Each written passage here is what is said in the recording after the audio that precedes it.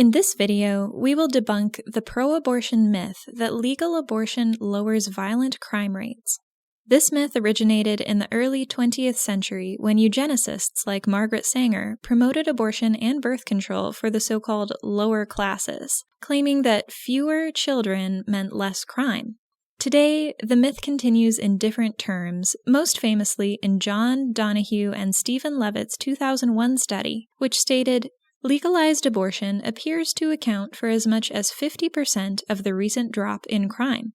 They wrote that from 1991, 18 years after Roe v. Wade, to about 2000, murder rates fell faster than at any time since the end of Prohibition in 1933. They added that the states that legalized abortion before 1973, New York, California, Washington, Hawaii, and Alaska, experienced earlier declines in crime, and states with higher abortion rates in the 1970s and 1980s had greater crime reductions in the 1990s. At first blush, the claims seem plausible. Since 1993 to the time of a 2019 update of the study, the murder rate decreased 47%, robberies 68%, aggravated assault 43%, and property crimes 55%. However, other scientists have also performed studies that contradict these surface-level indications.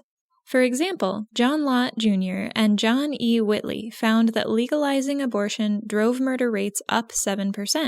This was because abortion was a contributing factor to the enormous increase in out-of-wedlock births and single-parent households, which are known to contribute to crime rates. The percentage of both has about tripled in the U.S. since 1970.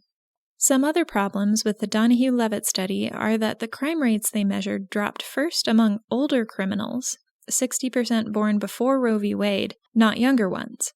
Additionally, other nations with high abortion rates witnessed large increases in crime after legalization, like Britain, where crime rose from 1985, 18 years after legalization, to 2000. Also, U.S. teen murder rates were higher for teens born after abortion was legalized, more than 3.5 times in 1993 than the 1984 rate. Additionally, and unfortunately, African Americans are victim to abortion at much higher rates than whites are, yet crime rates among them increased 500% from 1984 to 1993. Finally, crime has fluctuated with a general downward trend, while abortion has declined also, undermining the Donahue-Levitt hypothesis. The bottom line is abortion is not a solution to crime. It is a crime against innocent life. That's the big irony of it all. Thanks for watching. Please like, subscribe, and turn on notifications.